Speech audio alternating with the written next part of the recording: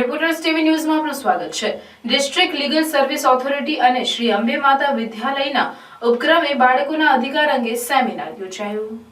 ન્યાય મેળવવા માટે અને ન્યાય સુધી પહોંચવા માટે વ્યક્તિને ઘણા અંતરાયો ઊભા થાય છે, ત્યારે ભરૂચ જિલ્લા કાનૂની સેવા સત્તા મંડળ દ્વારા હાલમાં શાળા કોલેજમાં અભ્યાસ કરતા વિદ્યાર્થીનીઓને કાયદા અંગેની જાણકારી આપતા કાર્યક્રમોનું આયોજન કરવામાં આવ્યું હતું। ભરૂચ શહેરના પશ્ચિમ વિસ્તારમાં આવેલ અંબે માતા વિદ્યાલય ખાતે બાળકોના અધિકારો અંગે સેમિનાર જિલ્લા કાનૂની સત્તા મંડળ ભરૂચના સેક્રેટરી દિલીપ પી તિવાહીના અધ્યક્ષસ્થાને યોજાયો હતો। શાળાના પ્રિન્સિપલ હરેન્દ્રભાઈ ભગત દ્વારા પરિચય અને સ્વાગત કરવામાં આવ્યું હતું।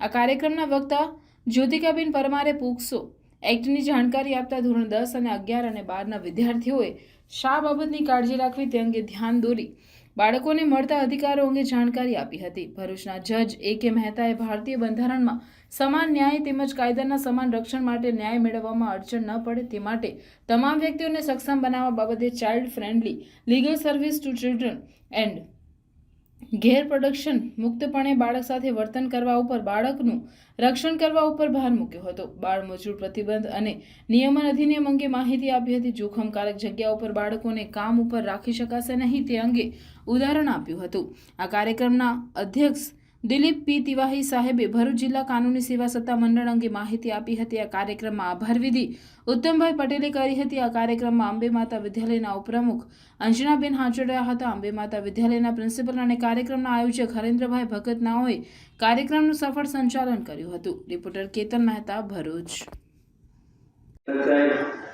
અંકિતભાઈ મહેતા સાહેબ, જ્યોતિકાબેન પરમાર તથા એબી મિસ્ત્રી સાહેબ, હર્ષ ગુજર સાહેબ તથા એમની ટીમ અહીંયા આવ્યા છે। એમણે આપણને ખૂબ સરસ માહિતી આપી। મિત્રો, બાળકોના અધિકારો, તમને ઘણા બધા અધિકારો મળેલા છે, તો એનો આપણે ઉપયોગ કરીએ। સાહેબે અંકિત સાહેબે સરસ કીધું કે તમે અધિકારો જો ભોગવવા માંગતા હોય તો સાથે સાથે ફરજો પણ તમારી છે। તો અધિકારો અને ફરજો બંને એક સિક્કાની બે બાજુ દેવાથી આપણે ભણીએ છીએ। તમને ગુડ ટચ, બેડ ટચ એ વિશે પણ શાળામાં શીખવાડવામાં આવે છે। તો એના ભોગ આપણે ન બનીએ અને ભોગ બનીએ તો શું ક્યાં કેવી રીતે કરી શકીએ એની આપણને આ કાનૂની શિક્ષણ શિબિરમાં ખૂબ સરસ માહિતી આપવામાં આવી। એવો સાહેબો બધા અહીંયા એમનો ટાઈમ કાઢીને આવ્યા, આપણને ખૂબ સરસ માહિતી આપી। એ બદલ સિનિયર જજ શ્રી તિવારી સાહેબ, મહેતા સાહેબ, જ્યોતિકાબેન પરમાર, શાળાના ઉપપ્રમુખ અંજનાબેન પરમાર, શિક્ષક મિત્રો, નામી અનામી એમની ટીમના જે બધા છે એ બધાનો આપણે ખૂબ ખૂબ આભાર માનીએ છીએ। અંબે માતા શાળા પરિવાર એમને ખૂબ ખૂબ આભાર માને છે।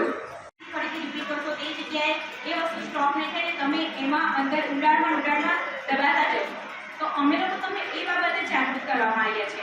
કેટલાક એવા અભ્યાસ બને છે કે છોકરો કદાચ 15 વર્ષની દીકરી લઈને ભાગી ગયો, છોકરો કદાચ અમુક વાર તો એવું હોય છે કે 42 વર્ષનો પુરુષ હોય છે અને માત્ર 15 વર્ષની દીકરી હોય છે, અને જ્યારે એને લઈને ભગાડીને ગયા હોય છે ત્યાર પછી જ્યારે દીકરી પોલીસ સ્ટેશનમાં આવે તો એની જે પ્રેગ્નેન્ટ હોય છે, તો એ સમાજમાં બાળકીને કેવી રીતે એની માનસિકતાને કેવી રીતે આપણે એ કરી શકીએ કે એને આપણે કેવી રીતે હિંમત આપી શકીએ કે તારી સાથે શું થયું છે, કઈ રીતે થયું છે। સ્પેશિયલ પ્રોસિજર છે કે એની આઈડેન્ટિફાઈ ડિક્લેર ના કરે કે કઈ બાળકી, તો એના માતા પિતા કોણ હતા, તો સ્પેશિયલ મીડિયાને કે પ્રેસમાં બધી જગ્યાએ કોઈ એક બાળકીની આઈડેન્ટિફિકેશન તમે ના કરી શકો કે આ સ્ત્રી હતી, કેમ કે એમાં કેવું સમાજમાં એનો જે મોટો મા બાપની પ્રતિષ્ઠા હોય છે તે નીચી જાય છે। અમુક વાર કેટલાક એના પરિબળોને કારણે પણ માતા પિતા પોલીસ સ્ટેશનોમાં ફરિયાદ કરતા અચકાય છે કે ના અમારી દીકરીનું ભવિષ્ય શું।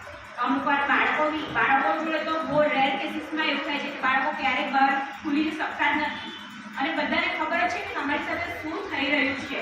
તમને લોકોને ખબર છે કઈ જગ્યાથી ટચ કરવાથી એ વસ્તુ કે મીન્સ બે ટચ ખરાબ આ કઈ અમુક તમારા શરીરના પાર્ટ્સ છે એ પાર્ટ્સ પર ટચ કરવા એ ખરાબ એમ એ બેડ ટચ છે, ગુડ ટચ છે। જ્યારે તમારા માથા પર હાથ ફેરવે છે કોઈ પ્રિન્સિપાલ તમને તો કદાચ તમે સામર્થ્ય આપતા હોય છે। અમુક એવા તમારા શરીરના પાર્ટ છે કે તમારા જે છાતીનો ભાગ છે કે તમારા પાછળનો ભાગ છે, તો એ જગ્યા પર તમારા ટચ થાય છે તો તે તમારા માટે બેડ ટચ છે। તો એવી રીતે સેમ વસ્તુ એ કિશોર સાથે બી થાય છે। અમુક એવા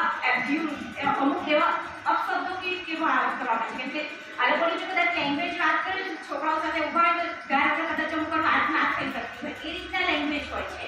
અમુક વાર સ્ત્રીઓ સાથેના કેટલીક તમારી આઈ કોન્ટેક્ટ કઈ રીતે તમને વ્યક્તિ હોય છે તે તમારા નોલેજમાં અત્યારે તમારે એ સંક્ષિપ્ત જાણકારી આપી છે. દરેક જિલ્લામાં એક જિલ્લા કાર્ય સેવા સત્તા મંડળની ઓફિસ હોય છે, જેના ચેરમેન તરીકે પોતે જિલ્લાના જે પ્રિન્સિપલ ડિસ્ટ્રિક્ટ જજ હોય તે હોય છે અને એક સિનિયર સિવિલ જજ તેમાં સેક્રેટરી તરીકે હોય છે.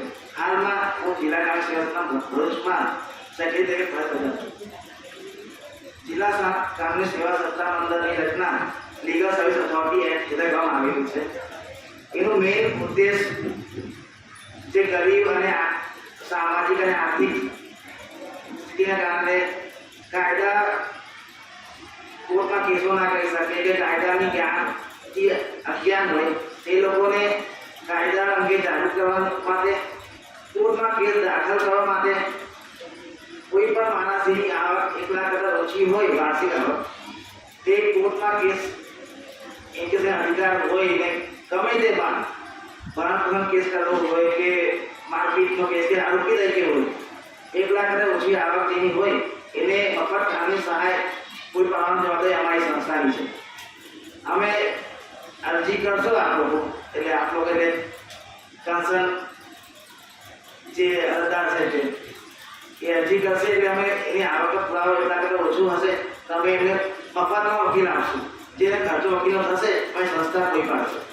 તે રીતે તમામ મહિલાઓને, તમામ શેડ્યુલ કાસ્ટ શેડ્યુલ ટ્રાઇબ જે પછાત વર્ગના લોકો છે એ લોકોને અને જે બાળકોને બધાને મફતમાં કાનૂની સહાય પાડવા તેમાં સંસ્થા જવાબદારી લે છે.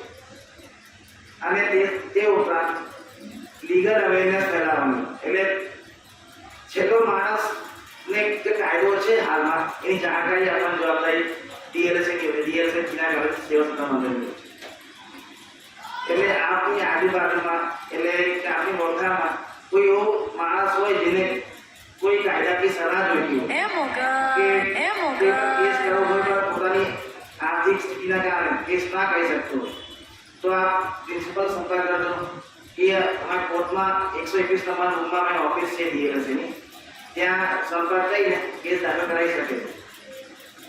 હવે વધારે ટાઈમ આપણે લઈએ હું પૂરું કરી શકું. Thank you. કાયદાનું શાસન રહેશે. પ્રધાનમંત્રી કોઈ પણ હોય કે સરકાર કોઈ પણ હોય કે બીજા કોઈ અધિકારીઓ કોઈ પણ હોય, બરાબર, બધાએ કાયદા મુજબ કામ કરવું પડશે. કાયદાથી ઉપર કોઈ પણ વ્યક્તિ નથી. જેમ કોઈ સામાન્ય માણસ કોઈ ગુનો કરે તો એને સજા થઈ શકે, તો તે જ સજા જો એવો કોઈ બહુ પાવરફુલ વ્યક્તિ છે એ કોઈ એવો ગુનો કરશે તો એને પણ સજા થશે. આ ડેમોક્રેસીનો નેચર છે કે કાયદાથી ઉપર કોઈ નથી.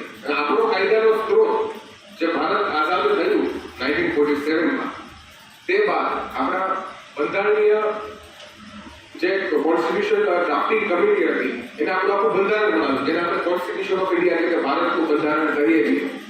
એટલે આજની તારીખે જે કોઈ પણ કાયદા છે ભારતમાં તેનો સ્ત્રોત ક્યાંય ને ક્યાંય ભારતના બંધારણની અંદર છુપાયેલો છે. તમને જે હક મળે છે, બરાબર, તમે મતલબ સારા વાતાવરણમાં સ્કૂલમાં પણ ભણી શકો છો, ભણતા વચ્ચે તમને રિસેસ પણ મળે છે. આપણે માણસ તરીકે મળતા બધા અધિકારો છે તેનો સ્ત્રોત પણ બંધારણમાં આવરી લેવામાં આવ્યો છે. એટલે કોઈ પણ કાયદો ભારતમાં, જો આપણે વાત કરીએ કોઈ બાળકોના હકની વાત કરીએ, બરાબર, તો બાળકોના હક મેળવવા માટે મેળવી કોણ આપે છે? તો ઘણીવાર લેજિસ્લેટિવ બોડી છે, એટલે કે જે આપણી સ્ટેટ લેજિસ્લેટિવ એસેમ્બલી હોય છે, પાર્લિયામેન્ટ હોય છે. ઘણીવાર તમે લોકસભા ટીવી, રાજ્યસભા ટીવીમાં જોઈતા હશો કે કાયદાઓ બનાવે છે. ઘણીવાર બાળકોને એના હક અપાવતા ઘણા બધા કાયદાઓ છે, જેમ મેડમે વાત કરેલી છે, તેમને અલગ અલગ રીતના પ્રોટેક્શન પૂરું પાડવા માટે, રાઈટ. તો એવી જ રીતના ઓનરેબલ સુપ્રીમ કોર્ટ એ પણ બંધારણને એ રીતના ઇન્ટરપ્રિટ કરીને અમુક બાળકોને મળતા હક અપાવતી હોય છે સમયાંતરે. જેવું ફોર એક્ઝામ્પલ, અત્યારે આપણે દિવાળીની સિઝન આવે એટલે આપણે બધા ફટાકડા લેવા જઈએ, પણ ત્યારે આપણે એ વિચાર્યું કે ફટાકડાની ફેક્ટરીમાં તમારી જ ઉંમરના ઘણા બાળકો કામ કરતા હોય છે. આ તમારે વિચારવાની જરૂર છે. તમે ફટાકડા લીધા, રોકેટ લીધા, કોઈ બોમ્બ લીધા, ફટાકડા અલગ ફુલઝર લીધી, બધું લીધું, પણ એ ફુલઝર બનાવવા પાછળ તમારી જ ઉંમરનો કોઈ બાળક કોઈ કર્ણાટકની કે કેનેડાની કે દેશના કોઈ પણ ફોરેન ફેક્ટરીમાં કામ કરતો હશે તો એનો અધિકાર નથી કે એટલું એ કેમિકલ્સ વાળા એટલા બધા જરાક આગ લાગે થાય આખો બ્લાસ્ટ થાય એવી ફેક્ટરીમાં એ કામ ના કરે, બાળક તરીકે એનો અધિકાર છે કે ત્યાંથી એને ત્યાં કામ ના કરવું પડે. એની જે માત્ર એની પર કઈ મજબૂરી છે એટલે કામ કરતો છે, રાઈટ? પણ એ સરકારની અને સોસાયટીની એઝ અ હોલ બધાની કલેક્ટિવ રિસ્પોન્સિબિલિટી છે કે એવા બાળકો કે જે સક્ષમ નથી, સમજણ છે તમને બધી, રાઈટ, પણ તમે હેલ્પલેસ મહેસૂસ કરતા છો કે મારે આ વસ્તુ જોઈએ છે, મારે ક્યાંથી લેવા જવી, મારે આમ કરવું છે, તેમ કરવું છે, પણ તમારી પાસે સોર્સિસ નથી કાંઈ. એટલા માટે સોસાયટી એટલે કે આપણો સમાજ કલેક્ટિવલી બધા પ્રયત્નો કરતા હોય છે કે બાળકોને તેના હક મળી રહે.